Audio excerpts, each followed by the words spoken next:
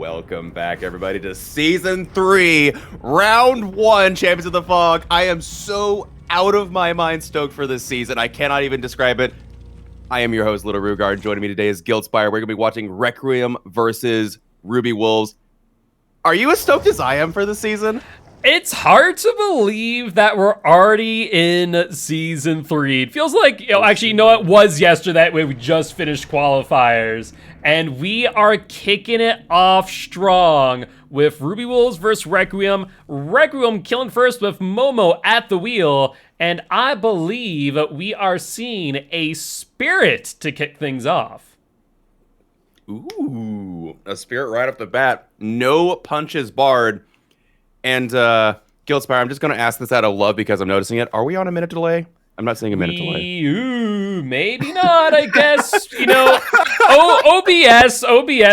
did an update today, and it tried to tag itself to my other profile. And then I was like, my profile's gone. I have to recreate. Thankfully, I didn't, but it looks like it got rid of the delay. So, hey, let's try out a not minute delay today, I guess. See how that goes. We are experimenting in Season 3. I'm here for it, but so is the Spirit, and spawning in on Coal Tower. Is that a split? That is a split corrupt and a totem as well. Ooh, hello. Yeah, so we saw it a lot in qualifiers. We're seeing it again here today, where Hex Totems are kind of making a return with the ban of Deadlock, but that totem did not last long. And I don't think that there was the lack of delay. I think that there was just survivors on top of their stuff. And I mean, every time I look at a Survivor Teams chat, I see a map with all the gens laid out, with all the totem spawns laid out, all the tiles laid out. Like, it's nutty in how in-depth these maps have gotten. Absolutely. And it makes sense, right? Like, maps like this that we've known for a long time have very, very set-in-stone spawning logic. And it's like you said, like, when all survivors spawn together, the killers also know the spawn logic of these maps, and so that's why they're able to find them so quickly. And Nia going to the corner almost couldn't get to this hook. If someone body blocked here, they wouldn't be able to hook. Yeah, I mean, that's one of the big things about that playstyle. Go to a corner, you might just buy yourself enough time to wiggle off. But we do see Scourge Hook Pain Resonance popping off there for a good 15% regression, followed by a Pop Goes the Weasel for another 20-second regression on top of which. So that generator went from everything to nothing in just a second. I mean, you said it was popping off. I thought you were just, foreshadowing there in the wordplay, but taking a hit at the eyeball and is going to leave entirely, going back for the unhook. I smell a potential tunnel on this Nia, and I smell a deliverance on this Adam. Yeah, Adam taking the body block, being very aggressive there. Really smart play, honestly. But I think we see a bounce landing coming up here as they are dropping from the top floor, and sure enough, they are off to the races. But the thing is, Spirit's also off to the races. Oh, getting down under the pallet. I don't know if they were meaning to do that on purpose, or is Adam nearby? Either Adam's nearby for the pallet stun, or they were trying to mind game the scratch marks through the doorway. I can't tell which. I don't know either, but regardless, it's going to be second hook for the Survivor. However, they do finally get a gen done. More Scourge Hook on that same gen. I imagine you'd want to kill the Survivor on a separate hook, right? Oh, they do finish the gen. I mean, it kind of depends, right, when you think about it. On one hand, yes, you do want to kill that Survivor on a separate hook. On the other hand, you do want to get that Scourge Hook because, as you can see, these Survivors are not going down without a fight, but everyone is injured, so these Survivors are in a bit of a dangerous position, to say the least. Yeah, they are in a bit of a pickle. I don't know if anyone can go for the unhook here. Meg was not among them, so I don't know where they are. We saw Adam, I think, with the med kit. They might be in a bit of trouble here. If they can't reset instantaneously here, I think Nia dies on second hook. I think it definitely is possible. At the same time, I do think that there may have been a mistake not going for that chase there earlier, where Spirit had a lot of pressure. Still does, mind you, but definitely think they could have gotten a down potentially, though now it looks like they will be committing to the Meg. Trying to get the down here, sees the scratch marks, just not able to get the hit, and we see the death on second hook. We see also two Survivors did finally reset within quick succession of each other. I'm wondering if that might have been a solidarity. Yeah, I mean, we have seen Solidarity used more and more often, understanding how influential that perk can be in the right moment and right time. But Spirit dropping Chase with Meg, looking to maybe pressure some gens instead, smelling maybe a double up here on this gen in the LT wall. I think you might be correct. I'm kind of surprised. These two survivors, while, like, yes, they're on the gen, but they're also healthy. I would have actually gone for the Meg and tried to get another hook going, but now they're going to enter this ace and continue Chase at the shack here. A little bit interesting. Also, worth noting, I have seen a lot of Solidarity in my pubs recently, too. Is there just, like, a rise of Solidarity? I mean, I think in coordinated play, it makes a lot of sense, but that there, you know what that smells like, Rue? That smells like mid-vault. Oh, that's so brutal. I see it all the time. And, like, again, in pubs, I see it all the time now. Every time I see the mid-vault, it's like, oh, yes, give it to me. And every time chat's like, that shouldn't have hit it, but I'm like, guys, you don't understand. It's a mid-vault. I love how I converted you on the ideology behind mid-vaults. I just want to say that outright. But we do see Spirit here. Now in chase of Adam, we are thinking Adam has the deliverance. Unfortunately, Ace being the one in the basement. Do you think we see maybe a 1-for-1 trade here? I think that's the smartest move because I guarantee you the Spirit will not hook the Survivor otherwise if it's not for a trade. You know they have deliverance. You do not want the Survivor to get that value. And I imagine instead you'll just tunnel at the Ace, which, to be fair, that's why you pair the Unbreakable on your Deliverance player, so for this exact reason. No, they're just going to go straight for the hook. Okay. Yeah, I mean, with that speed boost from the BT hit, it makes a lot of sense. I think Momo may have been able to be a bit more patient on the BT, but opted to just test it out instead, having one Survivor out of the game. I mean, I guess it's a, 1 out of 4 chance that he got rid of one BT. That is fair. They had their power up and ready, though. You could have followed up. I don't know. It's hard to say, but I imagine we'll see a deliverance here in a moment. Ace still has not mended. Meg did complete a gen, and there is that deliverance from the Atom. Yeah, sometimes, it's just obvious, right? I think Momo going away from basement kind of guessed that too. But looks like we have Ace back in their sights, and if they had the decisive strike, it should be just about out. But I think Ace, doubling back, potentially with an Iron Will in hand, does gain some distance. But with Spirit being a 110 killer, it actually might be enough. Okay, so here's the thing. I don't think he has Iron Will. I think that's the built-in Iron Will of Ace.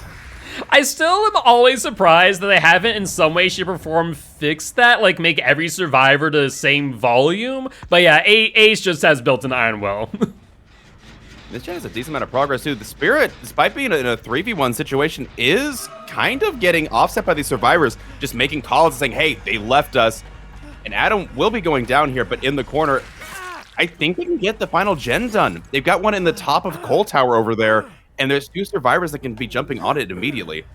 Yeah, unless we see a Scourge Hook Pain Resonance, I think you're right. I think we will see this last gen pop on off and a potential 2K to follow up, as we have seen all 4 perks. We saw Ruin, we saw Pop, Scourge Hook Pain Resonance, and the Corrupt Intervention. So it really does come down to this. Their healing is, and as soon as the Spirit saw that heal on the Ace, like, oh good, they're not on the gen. I can go pop the one at Shack. I don't know if that was the play. I don't know, but we'll have to see how it plays out for these survivors. I mean, resetting is always good, but it seems like it could have been a free gen. Wait, hold on. That Meg's not healed yet. Was that a heal with the med kit from the Ace? It's a possibility, either that or Meg is 99 with Resilience in play for that additional 9% progression benefit. There's nobody on this gen, though. No, there's that heal. I guess it was a very slow one? Maybe they had another med kit ready, because, yeah, one of these two had to go get the unhook there. Interesting. And that was a heal from the Ace. Yeah, that's a will make it if I've ever seen one. For sure.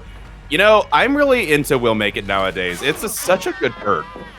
Oh, yeah, it is an excellent perk, especially when paired with BT. I mean, it really does come down to being a no-brainer, but is that a DS bait or is that real? I guess we'll find out here in a second, and the answer is... You never bait DS in comp. You never do it. Oh, we've seen it, though. We've seen it. Yeah, and did it pay off? Hey, fair. Fair. Ooh, cheeky firecracker attempt from the Atom there, but this is a safe loop. They're going to have to break this pallet, and they know it. They're going to leave. Yeah, the problem is, though, that there's 2 healthy survivors, so even if they were to push off both Ace and Meg here, I mean, the other's going to be able to jump back on it, and we see Ace taking the chase out of main. I'm betting you Meg is still on that gen. Yeah. We are going to see it pop off probably in the next 40 seconds or so. Ooh, good drop from the Ace there, predicting. I don't know how these survivors do it. I'm sure it's a muscle memory thing, but predicting where the spirit's got to come from at a split-second decision is so difficult for me. It comes down from a ton of practice, and these teams definitely do that, as Spirit is once again on the Atom. Looks like they are going to be going down in this back corner once again. And Adrenaline? Potential Adrenaline play. No gen pop-off. But there is the final gen, and looks like Spirit will be dragging them to this hook and at least securing a 2K, I think. True. And again, notice there's the sheer cojones on the survivor. No mind games to the shack. Just hold W straight into the corner. I mean, like, that is what... No mind games whatsoever. Ooh. Whereas Ace here trying to hide it out, just not able to make it happen, though. The Spirit seeing that exit gate with some progress, and Spirit getting faked out at the pallet. Ace getting some distance, and is now up to the Meg to open the exit gate and come in for a body block to secure the 2-man out. Otherwise, I think we're seeing a 3K after all. Potentially, yes. Have they hooked the Meg yet? Oh, we actually got in here already? She did get it open. Will she take the leave or not? No, I think she's coming back in for that body block. But Spirit isn't easily body blocked, so it's going to come down to a fake, and they do get the turnaround, but not enough.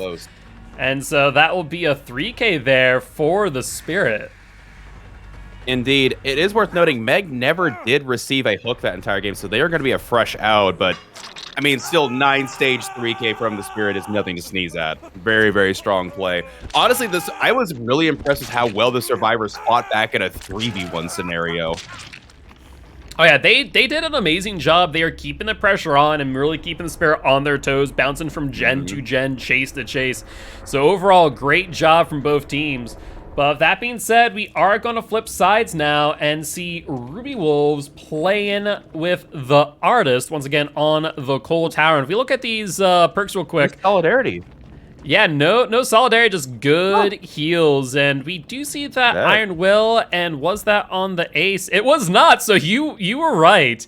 I Ace heard him that, moan just briefly. I was like, yeah, that built-in Iron Will, and it looks like Ace had the adrenaline. Okay, Ace had the adrenaline. Okay. I mean, he was the first at the exit gate. That speed boost definitely worked out in their favor. Though I guess not having Dead Hard there at the end was actually honestly, was Adrenaline the better perk there for them? Because you didn't have Dead Hard to avoid that hit from the Spirit at the end. You could have got the 2 with the Dead Hard, potentially. Yeah, that's I don't fair. know. That's fair. Interesting, but well played. Again, I always go back to this, like, tunneling is a strat because the 3v1 is technically easier, but the problem is that people think that after you get that Survivor killed, the game's over. When you kill that Survivor, you have no pressure on the opposing team until you get something going. You have to start over as a 3v1 for the killer as well. Yeah. And that's what we saw. The survivors are like, okay, you killed one of us. Next. They played really well. I mean, they did an amazing job, really did a great job of just managing the situation through and through. Every single chase, every single heal was calculated to a T. Unfortunate, though, that Sparrow was able to just be that much better, securing that 3K with a 13 to 18 point difference. But that being said, we are getting prepped and ready for set 1, match 2. So we're back to sets, Gilt. Yeah, I was about to say, I was like, wait 1 second. Nope. There's still more to it. There's still more to it. But anymore. Yeah, exactly. Before we do go in, I do want to remind everyone about our partnership with Stream for a Cause. For those of you who do not know what Stream for a Cause is, it is a nonprofit organization based in the U.S. that supports a whole list of causes. Actually, Rue, do you know what this month's cause is? Oh, I had it up. Let me go check. I literally just had it up. Let me go grab it real quick. I think I have it pinned. Well, either way, this month is Going Green. Okay. So for those of you who, find that the environment is an important thing, I know I do. Definitely make sure Oh, man, no way. The environment important. Oh, never. Exactly. If you Oh, love man. polar bears as well, definitely make sure Or to, grass. all of the above, all of the above. Definitely make sure to donate to Champions for a Cause, our fundraiser partnered with Stream for a Cause. So click on that link, even if you can only donate $1. It really does go a long way, not to mention it does influence the prize pool for Champions of Champions in December. So definitely keep that in mind. But with that being said, as we get things set up, we're going to take a quick break and be right back. See you in just a moment.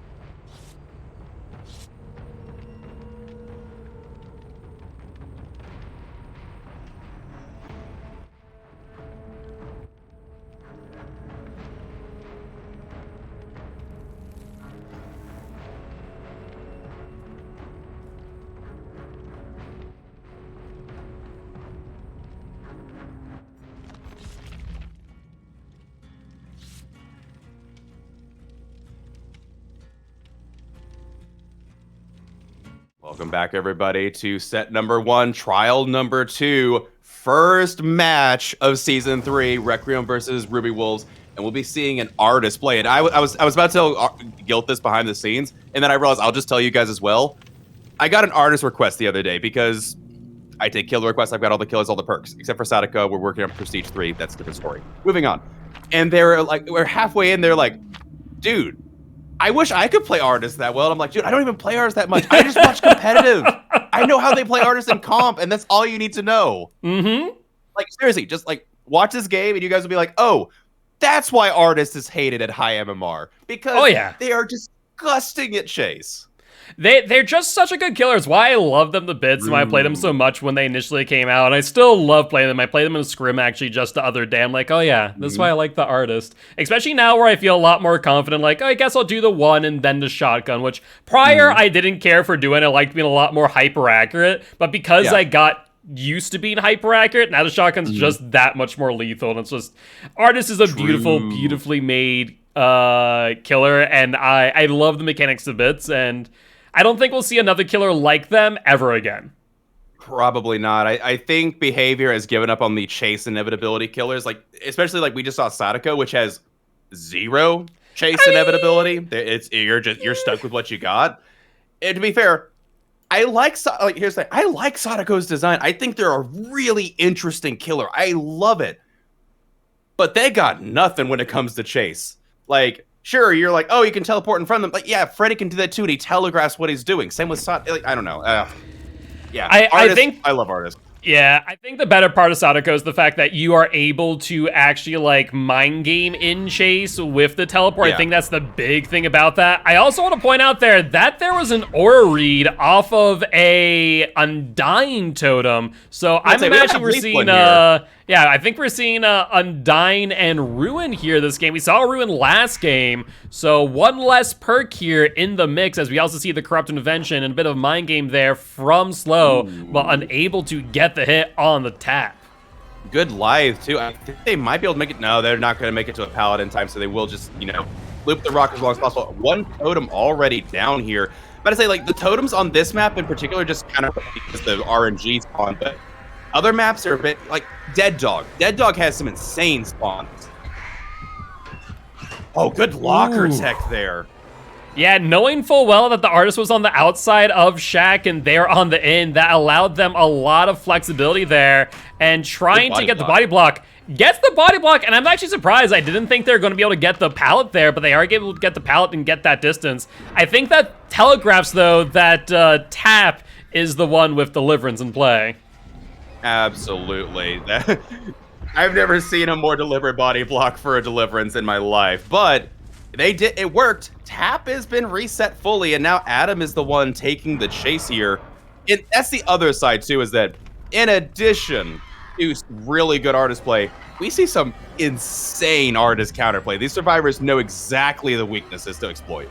Oh yeah, I mean, we've seen it time and time again against artists where they literally are just using flashlights to AT to get rid of crows that are on the ground, get rid of crows that are on survivors. Just some really good play, and Adam there with that dead hard, getting the distance they needed, and now looks like Artist has given up on that chase, and this is the 2nd lost chase of this game. Yeah, they're doing a really, really good job rotating here. It might have been worth taking maybe Forced Penance or something with the amount of like body blocks and the the chase escapes that are going on. We see Adam still on standby. Who has the flashlight here? It's the Adam. The Adam has the flashlight, I think. Yep, you would be correct. Trying to harass the artist here. Might be able to get this flashlight blind. They do. Oh my word. I think that's the brightness extension because, oh my goodness, the length on that beamer was just the tip. What a save. And I mean, it won't last for much as Nia will go back down, but that amount of time might be enough for these survivors to get another gen done potentially. Yeah, they got a gen done right before that down earlier, and they have plenty of extra time here. At his first hook of the game, it is a Scourge hook though, and the artist knows exactly where a survivor is. Yeah, trying to get that. Yeah, I was about to say, like, I was sitting there waiting, like, okay, are they going to shoot it? Are they not? And they finally did. And looks like they can see all 3 survivors here, meaning that the killer does have a bit of time to kind of sit on this hook while survivors are not really doing much. True, and that is one thing that is kind of interesting about Artist too, is that as we see that tap come back to the gen, you can like kind of force them around on the gen. Sure, they can see the auras coming, but it's a weird thing where a killer can camp, but also like pseudo pressure a generator. Like you can't work there 24/7. You got to take time to get rid of the crows. You got to jump off and dodge the crows, and it makes the gen feel like it takes twice as long. Yeah, especially as we probably were seeing there with Ruin, for example. It does allow them that ability to kind of pressure them off the gen, get a little bit of Ruin regression, have them get back on it after the crows are torn off. So there's definitely that back and forth, but unfortunately, if Ruin and Undying gone so quickly, it kind of just didn't do much in the end. True, yeah. Ruin being cleansed so early in the game is just... Again, it's the spawns on this map specifically. This map...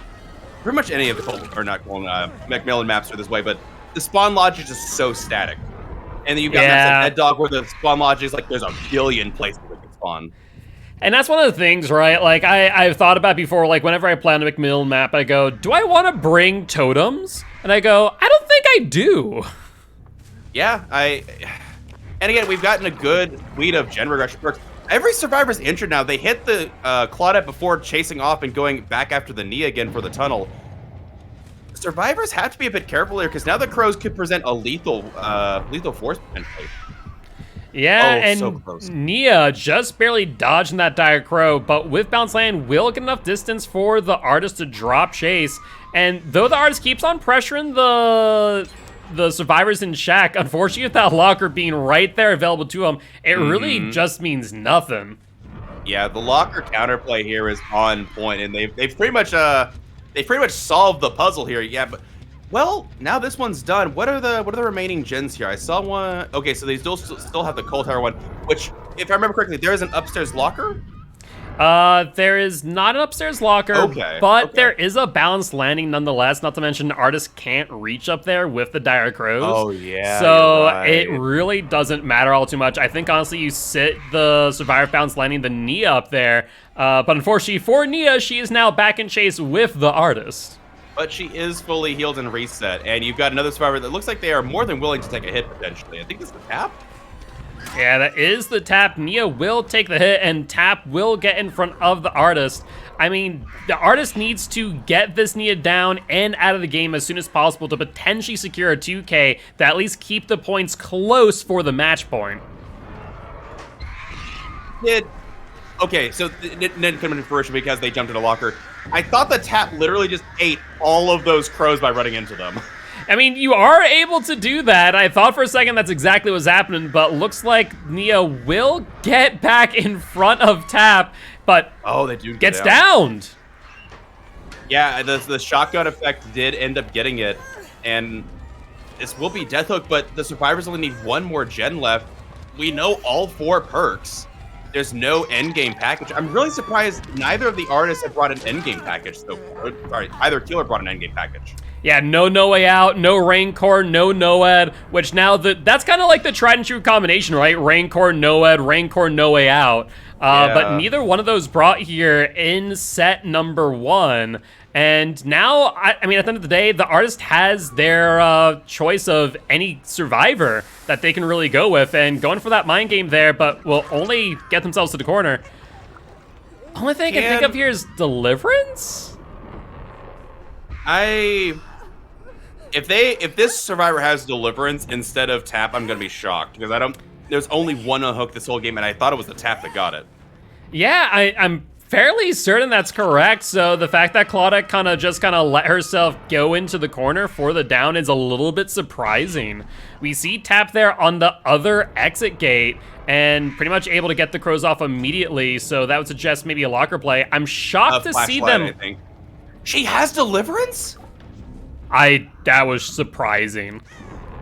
I didn't realize that. That's insane. And yeah, she gets the hash. I had no idea she had Deliverance. Wow. What a play. That was... Yeah. Wow. Okay. I mean, this is why I was a little bit concerned about them leaving that hook. Like, what if they had Deliverance? And sure enough, they did, and that allowed them to get the hatch escape. So, amazing play there, to say the least. Like, I fully understand why the artist went to pressure them out of the exit gate, but it ended up biting the butt as, actually, there was no BT. There was no BT in the game.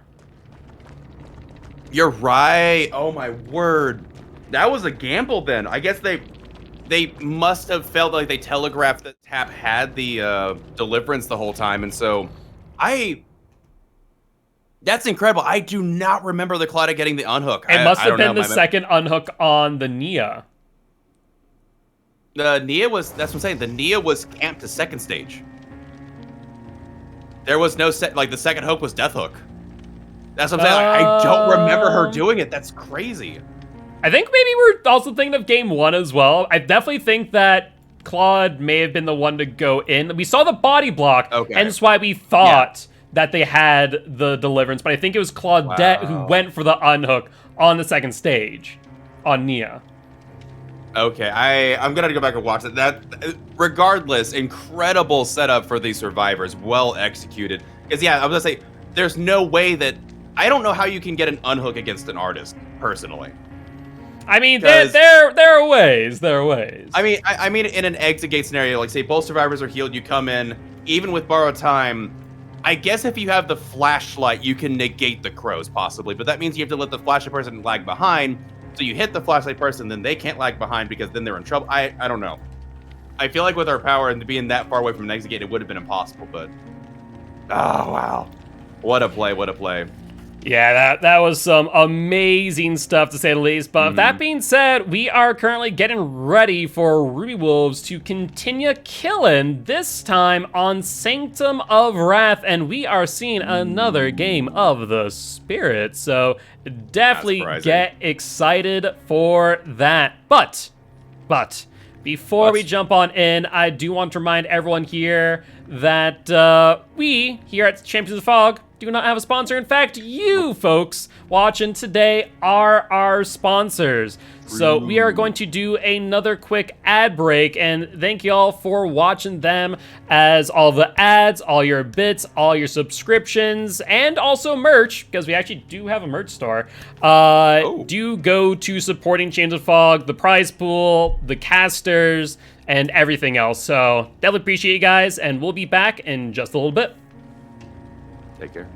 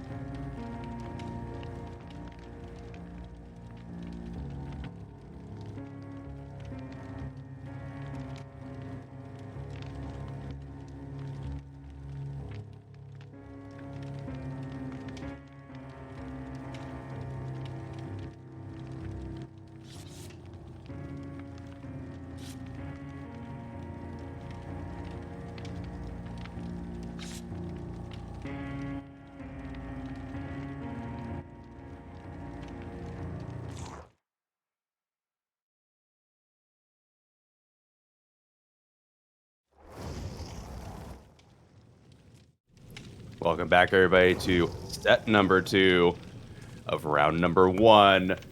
First match. I'm still riding the hype, I'm just saying. And we're going to be seeing a Spirit on Sanctum of Wrath from Ruby Wolves. I respect the pick of Spirit over using Artist on this map because I was talking about it with Gil a little bit. I feel like the second story structure in the middle just really throws off Artist play on this map particularly because you can't really pressure that. I know her crows go up, but that also just screws up the cross mapping of it because you go cross map and if it hits the stairs, just boop. Well, so to clarify how her power works, if you're setting it and the flight path goes up on elevation, then it'll follow said elevation. But if the flight path doesn't within that like 8 meters, then it'll just go straight through any object. Right. So I respect it. I think Spirit's going to be pretty baller here, and I'm not going to spoil anything, but the killer after this match is going to be spicy as well. So I just haven't seen that much Sanctum of Wrath recently as far as comp goes. So I'm actually pretty excited for this. I saw it a lot more back in the Vigos days, so I'm kind of into it. To be fair, in Season 2, the majority of teams were consistently banning Sanctum of Wrath. In Round 1, we didn't have enough time for map selections, so we randomized them. And we got Cold Tower, Sanctum, Dead Dog. So Sanctum, might not be the first pick of these teams, but we're here nonetheless. True, and I also might expect that the totems might last just a smidge longer if they are taken on this map, because at least they're far more hidden and less obvious. And there's a lot more spawns, I feel like, than Coal Tower. So yeah, you're not wrong there. But with that being said, we're kicking things off strong.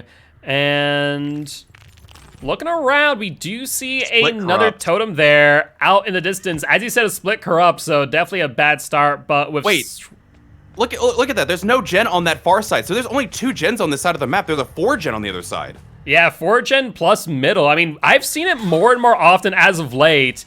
But Spirit, finding a very early survivor, will get that hit on Momo. And gonna be trying to go for this down here. I'm not seeing any scratch marks, though. There aren't any. That's a lucky break. But unlucky for this survivor because they don't have Iron Will and Spirit is. Oh, man. Well, I stuck my foot in my mouth. Okay, that totem didn't last nearly as long as I was hoping it to. Oh, man. That totem didn't last long at all.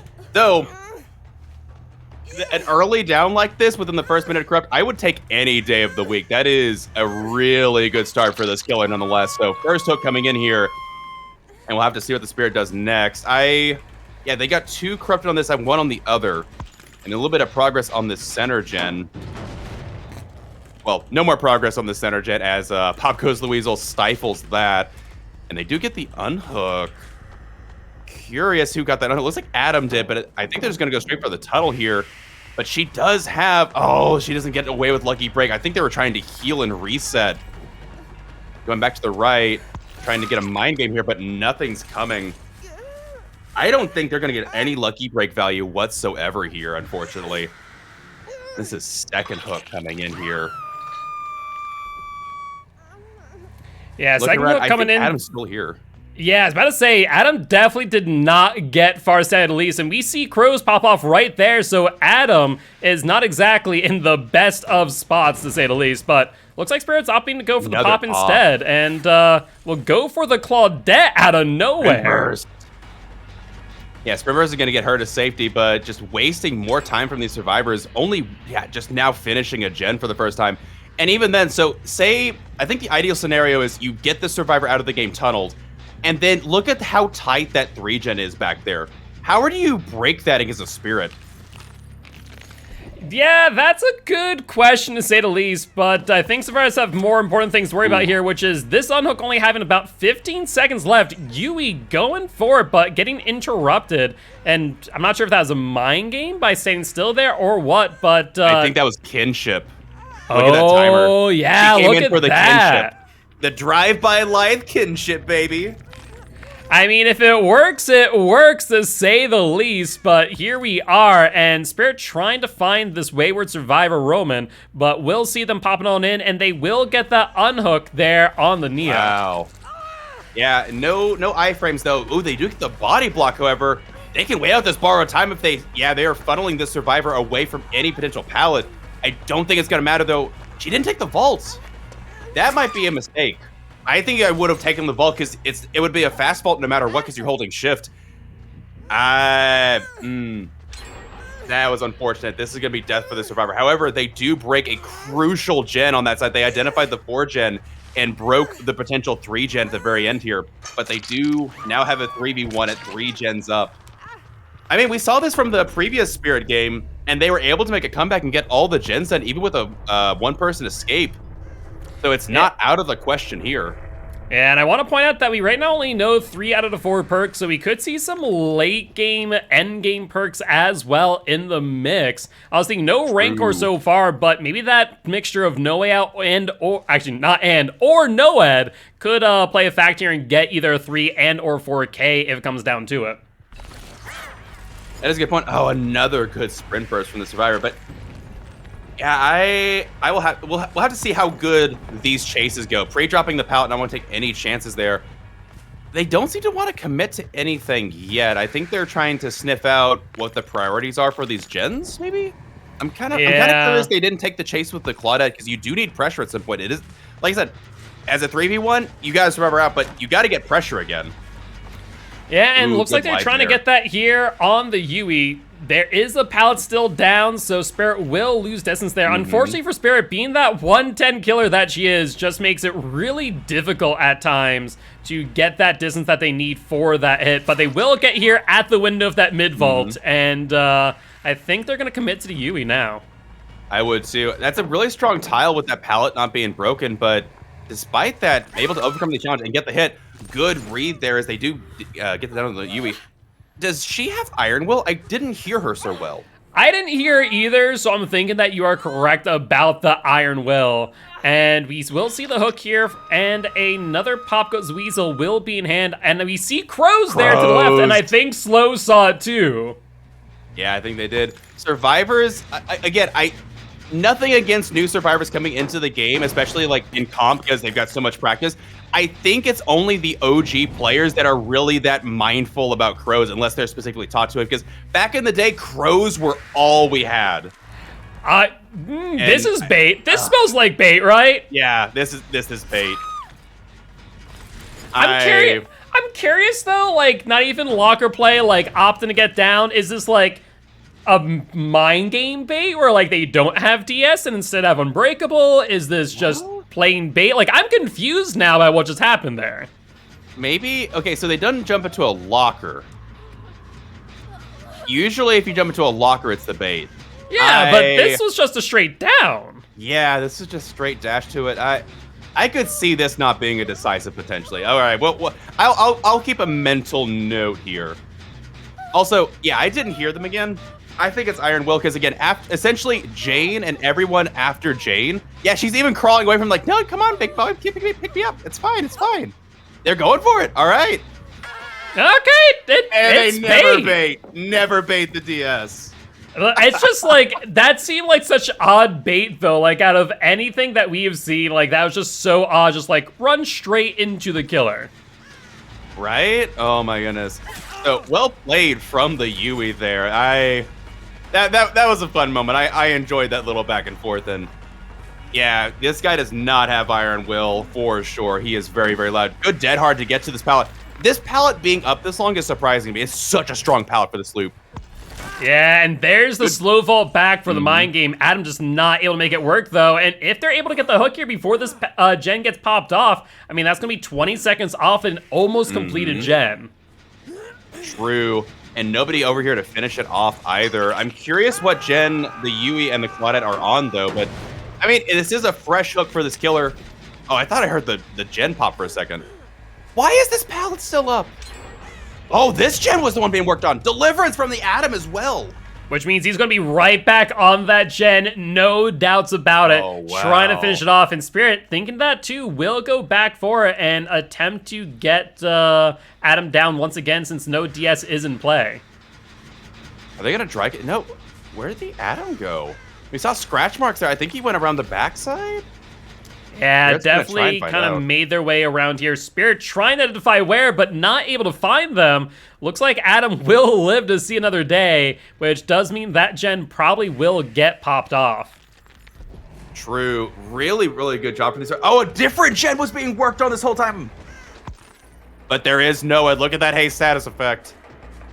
Yeah, and it is we a fresh survivor. see the That's Yui as well. Okay, so they found Yui. Oh, but there's the Claudette running away. This Claudette represents a fresh hook for this killer, so if they can get this is at least disallowing anyone to leave with a fresh hook. Adam already got that exit gate open, though. And I don't know if they can get it. This is going to be really close. No, they are going to be able to get this down before they leave. And I imagine the survivors take the 2-man out here. It is going to be what is this, an H-Stage 2K, though?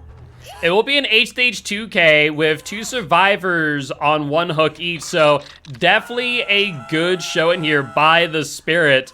And with no Deliverance in play, no DS in play, potentially a BT out of play, yeah, I think the right move is just to take the 2-man out.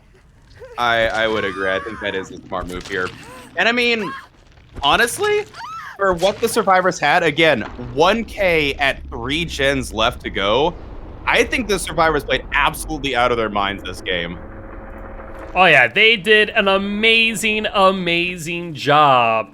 But that being said, that there will be 12 to 18 for Requiem and Ruby Wolves. It would have... Yui had the Iron Will. Yep, Yui did have the Iron Will. I will mention, though, it would have been 14-18, but Requiem were penalized for 2 points for having a ban perk Z Lucky Break. Yep. I forgot about that. Yeah, Lucky Break. Yeah, I forgot about that this season because I was so used to Season 2 rules. Yep. No, I think everyone was something that we were thinking about. Then I was like, wait a second, no scratch marks. Only way that'd be possible would be with parental guidance. They didn't get stunned. No. Oh, I mean, it's allowed. It's allowed. Such a good perk. It's such a good perk. I'm glad they nerfed it from 10 to 7 seconds, but it's still such a good perk. I love it. Yeah, but with that being said, with DS, I'm sorry. I mean, DS. I'm saying it right now. Like, do a DS, do parental guidance, do smash it as well. Yeah. So much works so well with parental guidance. I love. It blows my mind every single time Behavior manages to pull out a new concept for a perk that I had never thought of. Their creative team is doing some magic behind the scenes. And also, we've gotten hints as to, like, new perks coming out from DBD leaks. I'm pretty excited for this new chapter. I don't know anything about this new chapter, but I'm pretty excited for it. I am surprised it's not going to be IP, potentially, though. I thought it was going to be IP. And specifically, I thought it was going to be FNAF with the way they were hinting, but it's not. So... Oh, yeah, well. I mean, I think everyone was in that same boat. Oh, man, but regardless, Guilt, can I tell him what's up next? You can indeed, and it's a strange one. I'm kind of surprised by this pick, but you and I were talking about it. I'm curious to see what chat's thoughts are. We're going to see a Wraith. Out of all the kills, you got Executioner you could add, because obviously Nerth isn't on the table because they're still, like, trying to figure out some bugs on the back end with her. Blight was off the table, so Spirit was still allowed. They used Spirit previously. They brought Wraith. Out of all the killers, I wouldn't have guessed Wraith. But then we're like, you could hide Rancor, technically, because you've got undetectable status when you're in Cloak. So if you play around the Rancor, you could hide Rancor the entire game and just do your normal chase. And then at the very end, just like, Survivor's like, oh, wait, we got Rancor to deal with. And then you just come up and slug them. Be so good. I want to see a Wraith Rancor game at one point this season, please. Entertaining. Yeah, anyway. it's gonna be interesting to say the least, and I don't know. I just find seeing Wraith in comp nowadays is so odd to say the least. It like between Flashbang, between Firecracker, between Flashlight, it is I don't know, Wraith's worst nightmare. And the nerf to his lunge, or the speed boost after it, taking a quarter of a second off the speed boost, was also pretty disgusting, because it essentially removed... It gave the survivors a safety net, it felt like, in comp. Because, yeah, in pubs, it was very much needed, because Wraith was the pub stomper with that. I get that. But now in comp, it's crazy that the tweaks they do for pubs make such significant changes on the back end here for us in comp, so... Yeah, we just don't see Wraith anymore. Even with Bamboozle, even with Shadow Dance and Serpent, I still like Wraith. I still think they're a good killer. I still think they're in a way better spot than they were previously. But yeah, just not quite cutting it in comp. So I'm very excited to see how they play this and see how they perform. But I imagine the survivors are gonna be like, oh, you're bringing Wraith, you say? All right, here's a Blast Mine. Here's, like you said, Flashbang. You have because you know the killer's coming. This could be a bully setup, potentially, I feel like. Oh, yeah. I 110% agree. I like I said, I'm expecting everything that can light burn the Wraith possible. And you could even have someone that is just a flashbang farmer. And it's like, all right, guys, I got a flashbang. I'm putting it at this location. You got a flashbang at this location. And the person that's a firecracker is the rotating flashbang player. Yeah. It could work. Like it could. It could. So many possibilities. But yeah, good luck to you, Wraith, sir. I'm rooting for you. I really am. No bias, but the flashbangs are coming. Oh, and it's cool because when do you ever see flashbang used in comp? Never. Against Wraith. Yeah, literally against Wraith. That's it. And I'm kind of here for it. Oh man. Well, it's gonna be good. As we wait to see what builds these survivors are going to bring, once again, would like to remind everyone that we are partnered with Stream for a Cause. As Drew mentioned earlier, they are supporting some Going Green initiatives. So definitely make sure to check out Champions for a Cause, our fundraiser partnered with them, where every dollar does count, not only for Stream for a Cause, but also for Championship of Championships in December, where we don't have the exact amount on the prize pool, but let's put it this way, your donations do influence it in some way, shape, or form. So definitely make sure to stop on by and donate $1 at the very least if possible. But that being said, we're going to be right back after we get these builds on in. See you soon.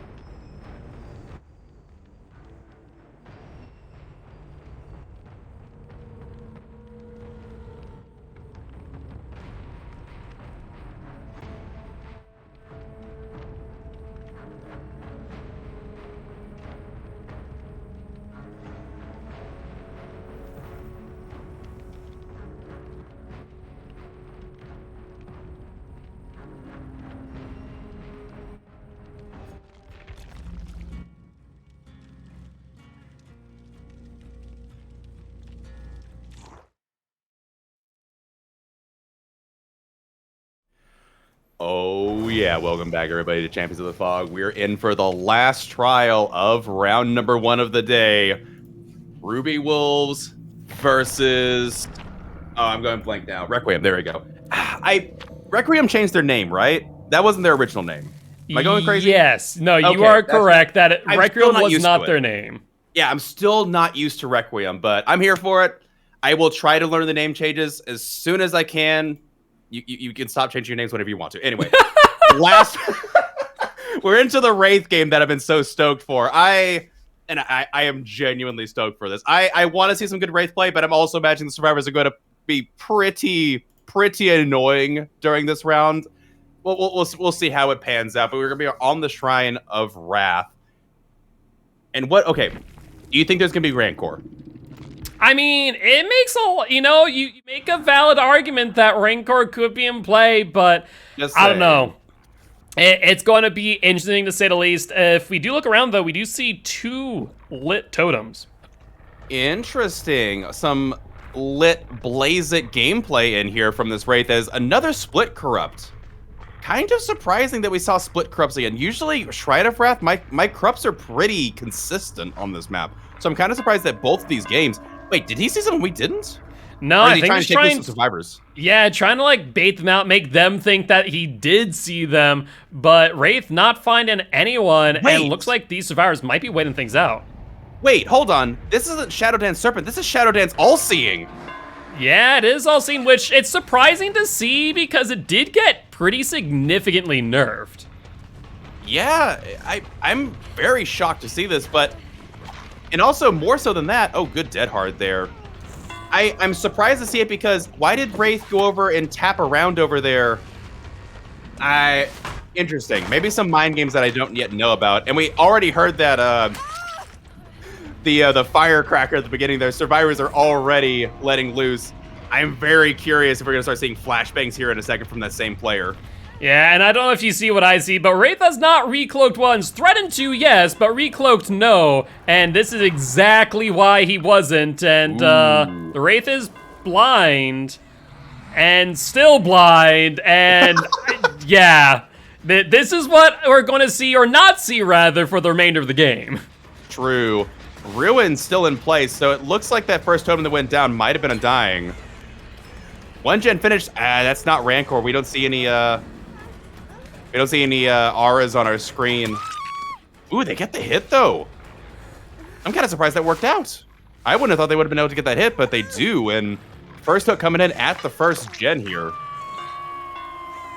Ruin is going to do some work, though, it looks like. I was about to say, Ruin's still doing his job, and Claudette dropping something. I don't know. I don't think they picked up anything. I think they dropped something. I think it's just their toolbox they're getting rid of so they aren't as visible, at least on the vaults, for example. Possibly. That would be some high-level Gigabrain gameplay from the survivors, like getting rid of your item for that specific reason. I thought you'd be getting rid of your item after you use it so you could pick up a flashbang on the fly, but I don't know. We'll see. I'm still really hopeful we just start seeing the flashbang getting passed around. That is fair. That is fair. Another body block incoming. These survivors very keen on taking hits for each other, but Wraith not caring, going for the Nia. And I think we're going to see a tunnel here, but a little bit of mind game from both sides, but does not matter as we see Nia go down. Also worth noting, all these survivors are injured, which is genuinely, that's Wraith's bread and butter. Like, the hit and run strategy of this kill, you want survivors to injure, and I'm really surprised they're playing into that right now. Sure, you've got 2 gens down, and like, it is comp. You can call out where this killer goes, but I'm kind of surprised by this from them. Yeah, it definitely is surprising to say the least, but we see 2 survivors heal back to back. So, you know, we're seeing that pressure kind of slip through the Wraith's fingers. Nancy trying to light burn Wraith, but will not be able to get it in time. Nope, just a little bit of dodging there. It is hard to get the consistent beam through all those, what do you call them, totems? Statues, totems, what have you, but there's that hit validation. We talked about it last week in qualifiers. Behavior did something, and man, it feels nice as a killer. Well, I don't know if it, like, okay, yes, it does feel nice. I think it just feels better. It doesn't feel as lopsided. I get it from a survivor perspective for, like, literally years. You're like, that didn't hit, come on. And now all of a sudden for, like, the past couple of months, like, yeah, it actually felt good as a survivor because it actually makes sense. But like for killers, yeah, we got absolutely wrecked on that hit validation. So having just a little bit of balance again is nice. Oh, good fake there. Good attempt, and the hook trade coming in. But that's deliverance, right? Oh yeah, 100%. You're not sitting in that survivor there for the 1-for-1 trade if you don't have deliverance in hand. The question is, does Nia get enough distance to not go down immediately after? True, that speed boost at the base kit is super nice, and there is that deliverance again. But yeah, I think you're right. Nia, well, she will get the shack. There's the flashbang!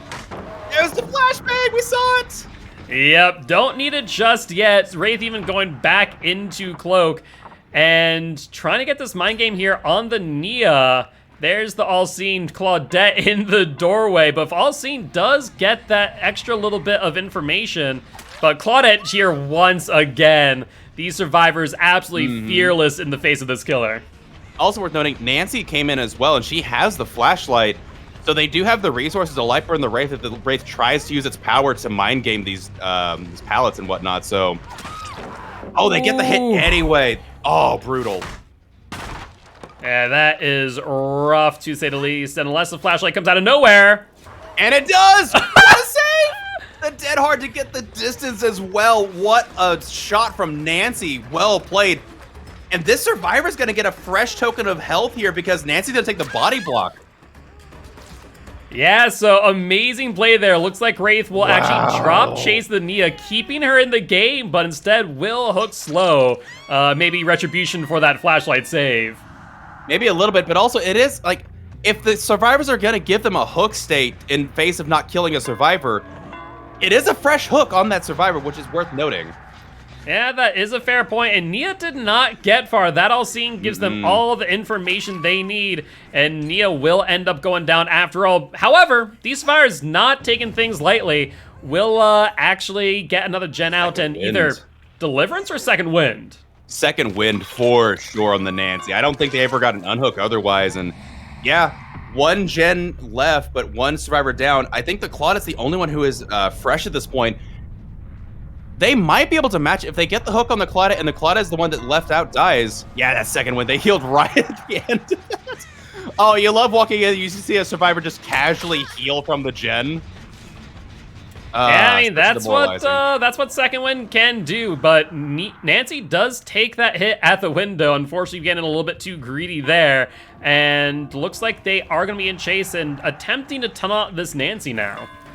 Yeah, Wing to this next tile here.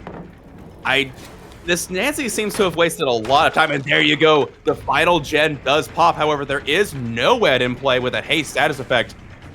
I imagine you just... Actually, if you kill this Nancy and the other Claudette goes free, even with a 2-point penalty, what does that do here? It's going to be close. It's right now 50 to 56, so staying close to say the least. And wow, that whiff right there, even with that 4% speed boost, not able to make it happen. There goes Noed on top, which so if BT's in play, this could be a 3-man out. Very true. Not to mention, depending on how that sequence worked, Nancy could have stayed around and possibly got the hatch at the shack as well. Honestly, at this point, I think I might take the 2-man out. This is only going to be 7 hook stages, and Claudette is fresh. Do you risk letting Claudette get an extra hook state here and not be fresh? I don't know.